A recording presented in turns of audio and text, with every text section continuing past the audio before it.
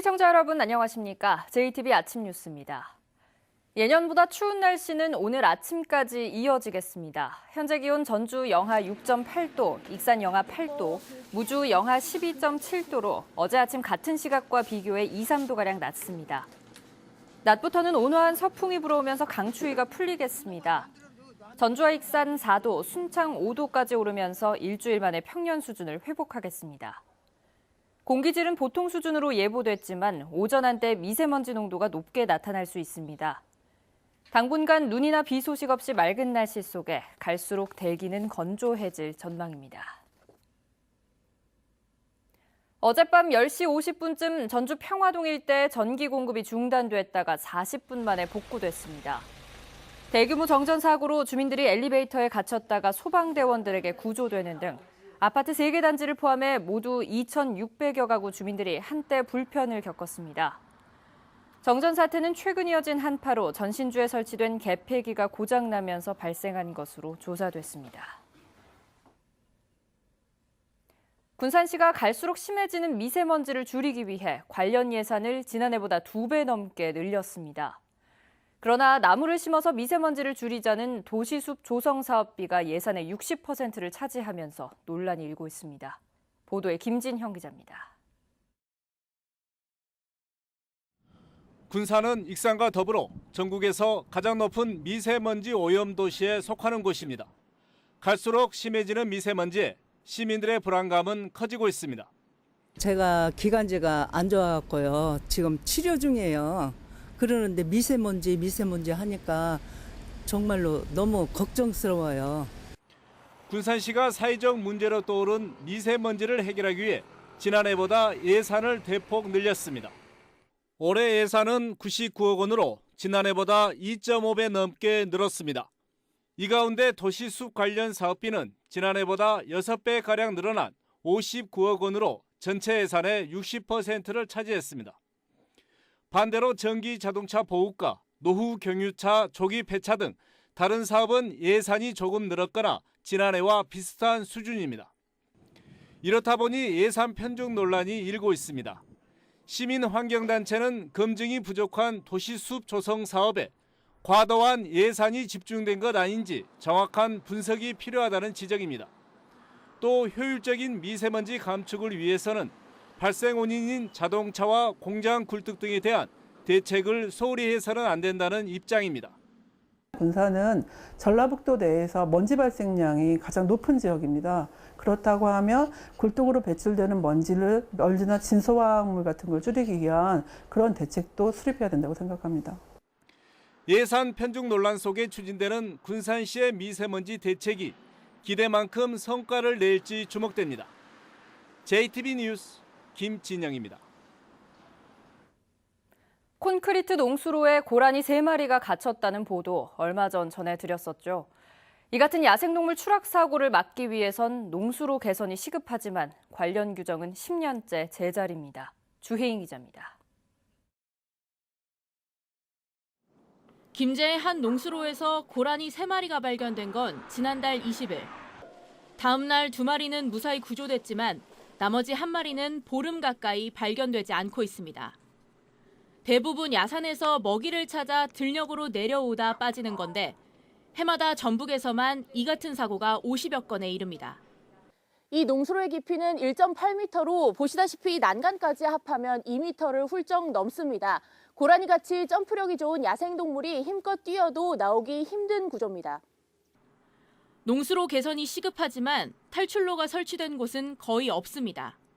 농어촌공사 측에서는 또 장애물로 보고 또 물 흐름에 방해가 된다고 판단을 하는 것 같아요. 그래서 현재 우리나라 농수로에는 그런 탈출로가 돼 있는 데는 아마 거의 없다라고 보여집니다. 2008년 농어촌공사가 친환경 설계 기준에 탈출로 관련 규정을 만들었지만 장소, 모양, 규격 등 설치에 필요한 기준은 어디에도 없습니다. 설치 현황조차 파악되지 않고 있습니다. 굉장히 많은 좀 범위의 구조물이기 때문에 여기서 이렇게 판단을 다 그렇게 알고 있기는 어렵거든요. 전북 농수로의 길이는 만 100여 킬로미터. 이 가운데 탈출로가 없는 콘크리트 농수로는 6,400여 킬로미터로 절반이 넘습니다. JTB 뉴스 주혜인입니다. 전북대가 약대 유치 신청서를 제출했습니다. 6년 전 약대 유치에 실패한 뒤 두 번째 도전인데요. 교육부가 비수도권 대학 두 곳의 약대 신설 계획을 발표한 만큼 전북대의 유치 가능성이 높아졌습니다. 조창현 기자입니다. 전북대가 지난달 말 교육부에 제출한 약대 유치 신청서입니다. 약대 유치의 당위성과 교육과정 운영 방향, 중장기 발전 계획까지 총망라됐습니다. 전북대는 4년 전부터 약대 유치 추진단을 만들어 세심하게 준비해왔습니다. 특히 지역 농생명 산업과 연계한 혁신적인 커리큘럼을 통해 산업 약사와 임상 약사 육성을 차별화 전략으로 내세우고 있습니다. 산업 약사로서 산업을 주도할 수 있고 총괄적인 사업화 약사를 만들고 또는 환자 중심의 팀 의료의 일원으로 병동 약사 체제를 구축을 할 것이고 지역 거점 대학인 전북대는 약대 유치에 최적의 조건을 갖추고 있습니다. 자연대와 농생명대, 의치대, 수의대 등의 우수 인력과 연구 시설을 보유하고 있어 약대를 통한 시너지 효과를 극대화할 수 있다는 장점이 있습니다. 또 의대가 있으면서 학생 10,000명 이상인 국립대 가운데 약대가 없는 곳은 전북대가 유일하다는 것도 약대 유치에 기대감을 높일 수 있는 요인입니다. 교육부는 늘어난 약대 정원 60명을 두 곳의 비수도권 대학 신설학과에 배정하기로 결정한 상태입니다. 현재까지 전북대를 비롯해 동아대, 제주대, 대구 한의대 등 6개 이상의 대학이 약대 유치 신청서를 제출한 것으로 알려지고 있습니다.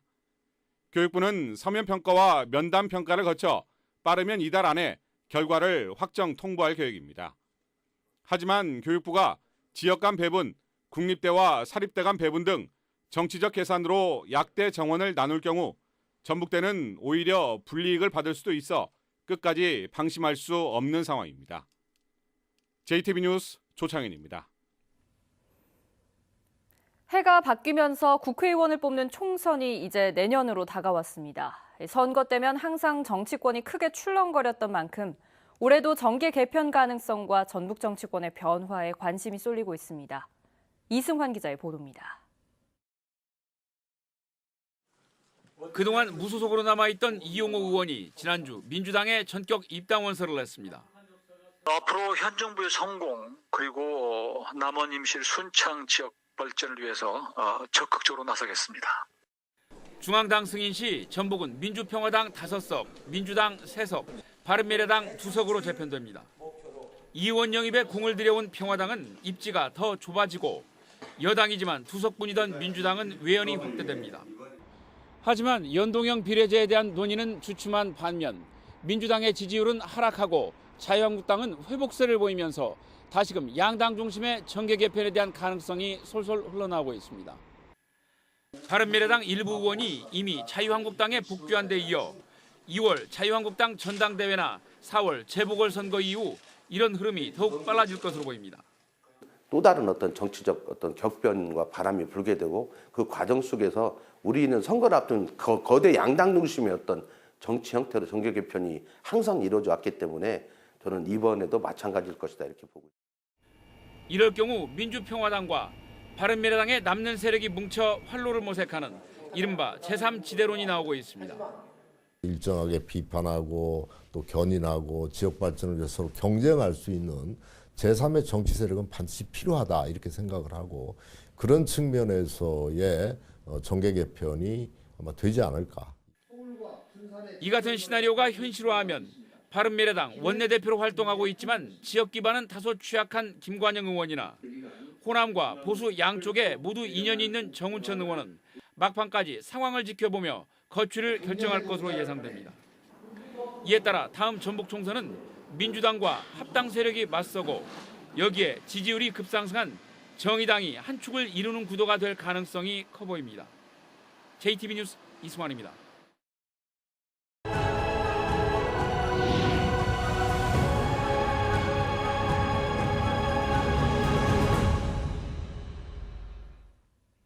새해를 맞아 전북의 현안을 전망해보는 시간입니다. 오늘은 그 첫 번째로 이달의 조기 건설 여부가 판가름 날 새만금 신공항 사업을 권대성 기자가 전해드립니다. 항공 오지라는 오명을 벗게 해줄 새만금 신공항. 관건은 정부의 예비 타당성 조사, 이른바 예타 면제 여부입니다. 정부가 국가 균형 발전 기반 구축 사업의 예타를 면제하기로 하면서 신공항의 예타 면제는 기정사실로 받아들여졌습니다. 하지만 경제성을 따지자는 기류가 흘러나오고 예타 면제 결정은 해를 넘겼습니다. 분위기는 갑자기 바뀌었고 도민들의 절박한 목소리가 이어졌습니다. 새만금 국정원 건설 사업을 국가 균형 발전 기반 구축 사업에 반영하여 예비 타당성 조사를 면제해 줄 것을 강력히 촉구한다. 정부는 이달 안에 예타 면제 사업들을 발표합니다. 신공항 추진 여부가 판가름 나는 건데 전라북도는 예타 면제 이유와 근거가 충분하다고 강조합니다. 이미 항공 수요와 그 경제성이 입증이 되었습니다. 새만금이 환황해권 경제의 중심지로서 국가 균형 발전을 선도하기 위한 꼭 필요한 필수 기반 시설이 되겠습니다. 신공항은 2023년 잼버리 성공 개최에도 필수적입니다. 일단 잼버리 준비는 지난해 특별법이 만들어져 정부 차원의 조직위 구성 등 속도를 낼 수 있게 됐습니다. 잼버리를 성공적으로 개최하기 위한 현안 사안들을 쉽게 풀어나갈 수 있는 범정부 지원위원회 구성을 하게 됩니다. 전라북도는 14개 시군과 함께 잼버리 참가자들이 즐길 프로그램도 개발할 예정입니다. JTB 뉴스 권대성입니다. 어린이와 청소년 놀이문화시설인 완주 놀토피아가 큰 인기를 모으고 있습니다. 김제 지평선 축제가 2년 연속 글로벌 육성 축제로 선정됐습니다. 나금동 기자입니다. 암벽 타기부터 스포츠 시설과 키즈존까지 어린이와 청소년을 위한 모험 놀이시설 놀토피아입니다. 지난해 3월 문을 연 뒤 9개월 만에 유료 이용객 5만 7천 명이 다녀가는 등 큰 인기를 끌고 있습니다. 최근에는 이용요금도 낮췄습니다. 국내 유일의 희소성과 선호도 높은 어린이 청소년 위주의 관광시설로서 지역 관광 자원과 연계시켜 실질적인 지역 경제 활성화에 기여하도록 하겠습니다. 김제 지평선 축제가 2년 연속 문화관광축제 최고 등급인 글로벌 육성 축제로 선정됐습니다. 관광객이 뽑은 만족도 1위 축제에도 오른 지평선 축제는 올해부터 축제 기간을 닷새 늘려 열흘 동안 치러질 예정입니다. 남원시가 여성 농업인을 위해 올해부터 다용도 작업대를 지원하기로 했습니다. 또 문화 혜택을 주는 생생카드 지원금을 15만 원으로 농번기 1일 부식비는 4만 원으로 늘리는 등 각종 지원을 확대할 계획입니다. 앞으로도 여성 농업인들의 소득 증대와 안정적인 농촌 생활 환경을 위해 다양한 사업을 발굴하여 추진해 나가겠습니다. 임실군이 보건복지부가 실시한 지난해 기초생활보장 분야 평가에서 전국 2위를 차지했습니다.